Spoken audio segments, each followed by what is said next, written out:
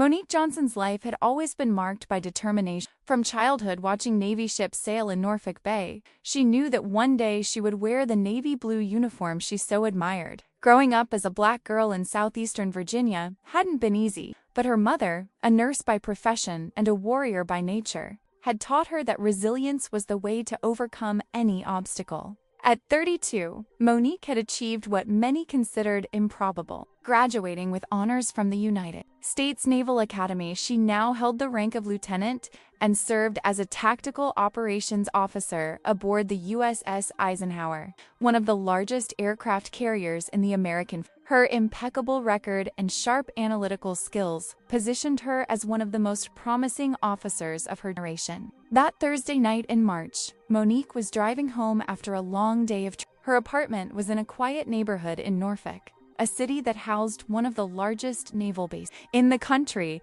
The clock on the car's dashboard read 10:47 p.m. when she stopped at a red light. A few blocks from her destination, traffic was practically non-existent at that hour. That's when she noticed the blue and red lights flashing in her rearview mirror. A police car was signaling for her to pull over. Monique sighed, imagining that perhaps one of the taillights on her Honda Accord was burned out. She followed the standard procedure she knew well. She activated her turn signal, slowly, pulled over to the side of the road, kept her hands visible on the steering wheel, and lowered the radio volume. Two officers got out of the patrol car.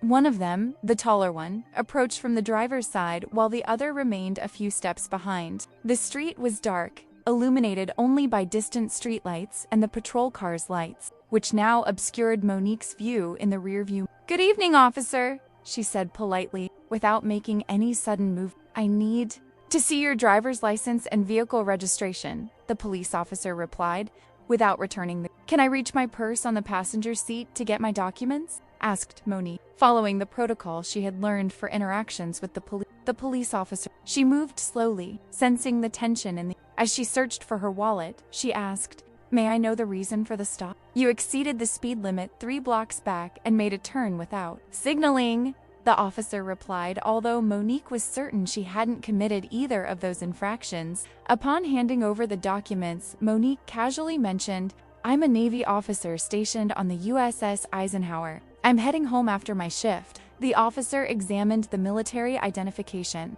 along with her driver's license, and seemed about to return them when his colleague, who had approached, said something Monique couldn't hear. The first officer then asked her to get out of the vehicle. "Is there a problem, sir?"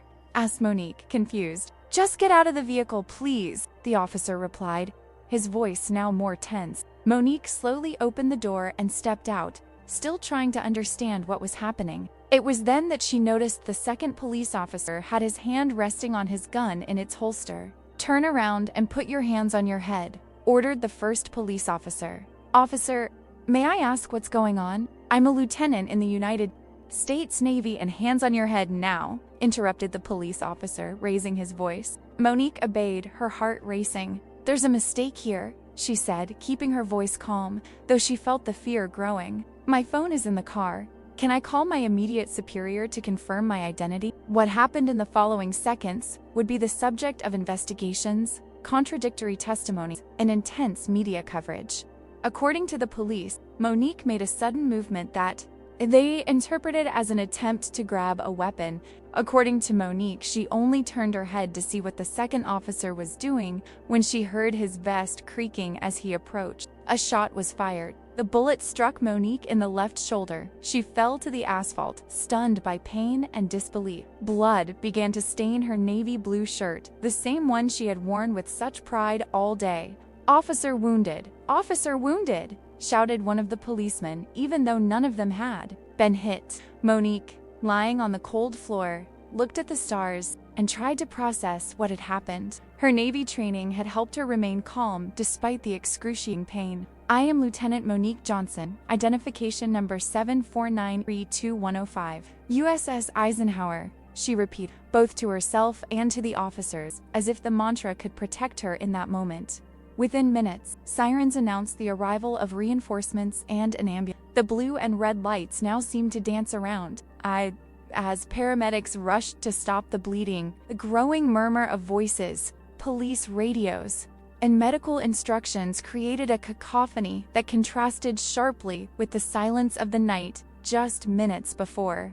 As she was being placed in the ambulance, Monique managed to tell one of the paramedics, "Please inform the Navy USS Eisenhower. Commander Phillips D ambulance." Doors closed, and Monique finally succumbed to the darkness. The news spread like wildfire. First, within the Norfolk Police Department, where the officers involved were immediately removed from duty and placed on administrative leave pending investigation. Then, at the Norfolk Naval Base, when Commander Phillips was awakened at 11:40 p.m. by a call informing him that one of his best officers had been shot by police in an incident that remains unclear. At 2:13 a.m., the story had already reached the desk of Rear Admiral Joseph Hayes, commander of the USS Eisenhower Strike Group. At 4:07 a.m., the Chief of Naval Operations in Washington, D.C. was informed, and at 6:30 a.m., as the first rays of sunlight began to illuminate the East Coast, the news was already national headline news. Black naval officers shot by police during routine stop in Norfolk, the Naval Hospital in Portsmouth, where Monique had been transferred after receiving initial treatment at the civilian hospital, quickly became a crisis center. Outside, journalists set up camp. Inside, doctors struggled to stabilize the lieutenant, whose bullet had fractured her collarbone and damaged vital nerves.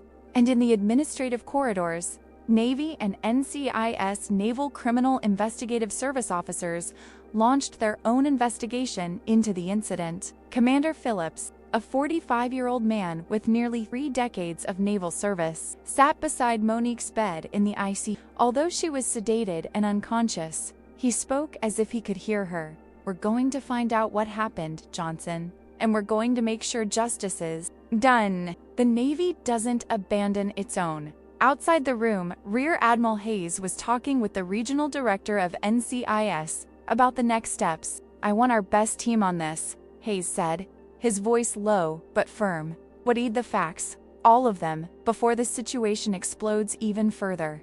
Meanwhile, at the Norfolk Police Department, Chief Constable Raymond Blackwell was facing his own storm. Facing television cameras and microphones pointed at him, he tried to navigate the delicate balance between defending his institution and acknowledging the gravity of what had happened. "We are committed to a full and transparent investigation," he stated. "The officers involved have been removed from their duties pending the conclusion of this process.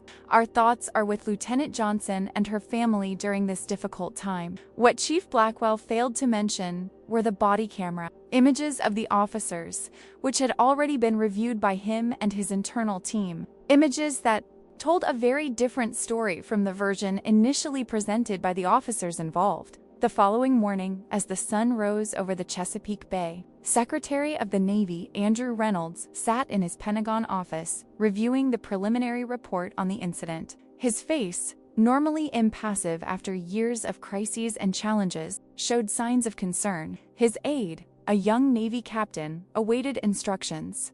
"We're going to issue a statement," Reynolds said finally. "Something strong, unequivocal, sir. The Department of Justice is asking us to be cautious and not interfere with the police investigation." Reynolds looked at the young officer with an expression that left no room for debate. "Captain, we have a U.S. Navy officer in critical condition after being shot without justification during a traffic stop. We have preliminary evidence that contradicts the police version, and we have a responsibility to every man and woman who wears our uniform." He paused, looking at the photograph of Monique Johnson included in the report. "The Navy will not be silent." At 11 a.m., the official statement from the United States Navy was released simultaneously on all its official channels and sent to the press. It was short, direct, and left little room for interpretation. "The United States Navy is deeply disturbed by the incident that occurred last night involving Lieutenant Monique Johnson, an exemplary officer serving aboard the USS Eisenhower.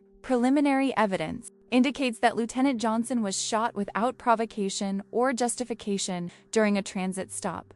While she fights for her recovery, the Navy is mobilizing all resources at its disposal to ensure that those responsible are identified and held accountable for their actions. We reaffirm our unwavering commitment to all men and women who serve. The United States Navy stands with you, no matter the circumstances or challenges you face. The statement was signed by Secretary Reynolds himself. Breach of protocol that did not go unnoticed by political and military analysts. The reaction was immediate. On social media, #JusticeForMonique quickly became one of the most talked about topics. War veterans began posting photos of their uniforms with messages of support, and at naval bases around the world, sailors and officers watched the developments with a mixture of indignation and pride in their institution's firm stance. In Norfolk, the police department found itself under increasing pressure. Chief Blackwell, after reviewing the body camera footage again, called an emergency press conference. After a more detailed analysis of the available evidence, he declared, his face visibly tense, "I have determined that the actions of the officers involved in the incident with Lieutenant Johnson violated our policy and procedures. Both have been suspended without pay, and we are fully cooperating with the FBI, which has taken the lead in the criminal investigation." Meanwhile, at the Naval Hospital, Monique was beginning to regain consciousness. The world around her was a blur of lights, voices, and pain. The first person she recognized was her mother, Elaine Johnson, holding her right hand tightly, as if she feared someone might tear it away. "Mom," whispered Monique, her voice hoarse from recent intubation. Elaine, a strong woman who had raised 3 children alone after the untimely death of her husband, let the tears flow free. "I'm here, dear. You're safe now. The Navy is taking care of everything." Monique tried to process the words, but the haze from the painkillers made it difficult to string thoughts together. She realized there were other people in the room: Commander Phillips, a doctor she didn't know, and a man in civilian clothes who she would later discover was an NCIS agent. "What happened?" he asked, trying to remember the details of that night. Commander Phillips approached the bed. "You were injured during a police encounter, Johnson. But you're in good hands now, and I can assure you the Navy is treating this with the utmost seriousness." Monique closed her eyes, fragments of the previous night returning in disordered flashes. The lights of the police car, the tense voice of the policeman, the deafening sound of the gunshot. The police. "They thought don't worry about that now," the commander interrupted gently. "Your only mission is to recover. Leave the rest to us."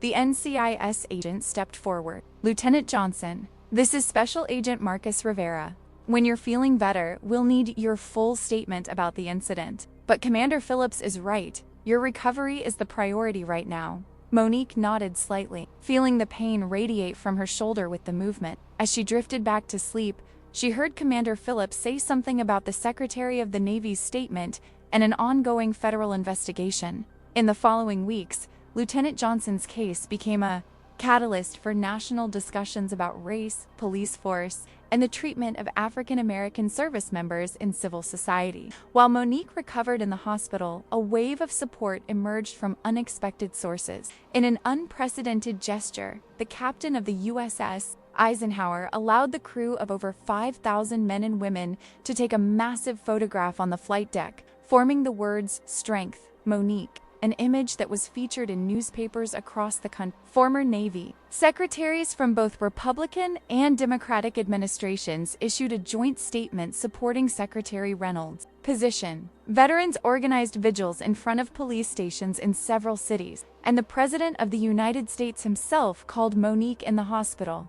A 10-minute conversation that, according to White House sources, left him deeply moved. But perhaps the most significant support came from Monique's own colleague. A campaign organized by junior Navy officers raised over $350,000 to cover non-medical expenses and support her family during her recovery. Sailors who had never met Monique personally sent letters and gifts daily, and Commander Phillips established a rotation system so that she was never alone in the hospital when her mother needed rest. Meanwhile, the investigation continued. The body camera footage, finally released to the public after intense legal and media pressure, clearly showed that Monique had made no movement that could be interpreted as a threat. The audio captured her calm voice identifying herself as a naval officer and asking permission before each movement. And most importantly, it showed the exact moment the shot was fired, when Monique had her hands on her head, obeying instructions. The public reaction to the images was one of collective outrage. The Department of Justice announced a comprehensive investigation into the standards and practices of the Norfolk Police Department. The 2 officers involved were indicted for aggravated assault, official misconduct, and violation of civil rights. And Chief Blackwell, unable to explain why he initially tried to downplay the incident, submitted his resignation. For the United States, the case became a defining moment. Secretary Reynolds, in a meeting with admirals and high-ranking commanders, established new guidelines for responding to incidents involving naval personnel and civilian law enforcement. A special rapid response team was formed to provide immediate legal and institutional support to any military personnel involved in similar situations. What happened to Lieutenant Johnson cannot happen again, Reynolds declared.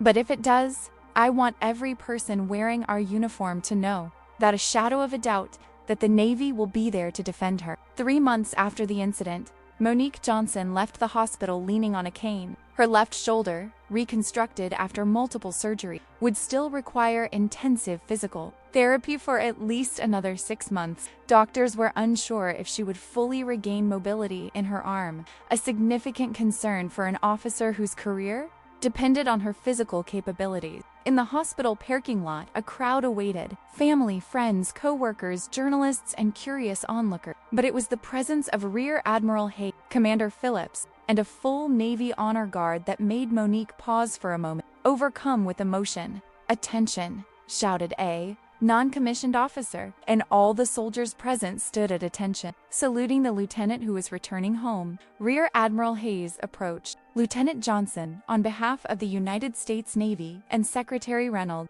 I would like to inform you that you have been promoted to the rank of Lieutenant Commander, effective immediately." Monique, surprised, could barely reply, "Sir, I don't know what to say." "Nothing needs to be said," Hayes replied, placing the new insignia in his hand. "Your actions, your courage, and your dignity in the face of adversity speak for themselves. You represent the best of the Navy, Lieutenant Commander Johnson." At that moment, Monique realized that her life had changed forever.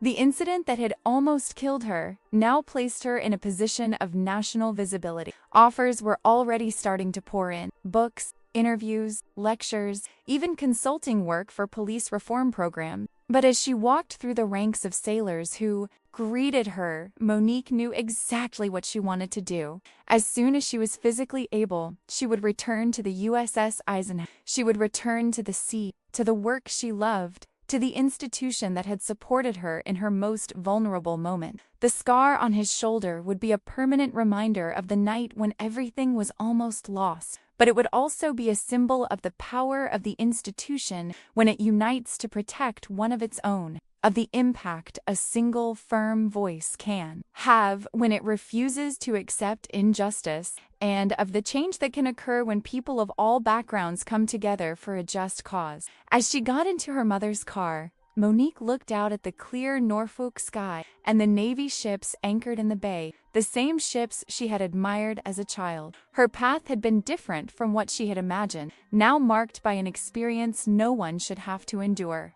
But her determination remained unwavering. And when a young sailor approached to open the car door for her, Monique saw something in his eyes that respect. Yes, but also something more important: the understanding that the uniform they both wore meant they would never be alone. That behind each individual was the strength of an entire institution, willing to do whatever it took to defend its own. "Welcome back, madam," said the young sailor, greeting her. "It's good to be back," replied Monique, returning the greeting with her right arm. As the car drove away, followed by a naval motorcycle escort, Monique Johnson, daughter, officer, survivor, looked out the window at the naval base that rose imposingly against the horizon and knew that, despite everything, she was exactly where she should be. Somewhere in the Pentagon, Secretary Reynolds received the final report on the incident. As he closed the folder, a slight smile crossed his lips. The story of Lieutenant Johnson, now Lieutenant Commander Johnson, was not just about an injustice, righted, or a career safeguarded. It was a powerful message to every man and woman serving under the American flag. The Navy protects its own, no matter the cost, no matter the challenge. It was a statement of values in a world often devoid of them. And it was, above all, an affirmation of the transformative power of the institution when it chooses to stand on the right side of history. The phone on his desk rang. It was the White House. The president wanted to discuss a new police reform initiative based on lessons learned from the Johnson case. Reynolds answered, knowing the work was only just beginning. "Mr. President," he said, "I believe we have a historic opportunity here." In Norfolk, as the sun set over the bay, Monique Johnson slept in her own bed for the first time in months, exhausted but at peace. Her uniform hung neatly in the closet, the new lieutenant commander insignia gleaming in the dim light. Kurdu Abajor. The next day, a new chapter would begin. But for now, she rested, protected by the knowledge that when she needed it, the Navy had responded with unwavering strength, clarity, and determination. And that, more than any medal or promotion, was what truly mattered.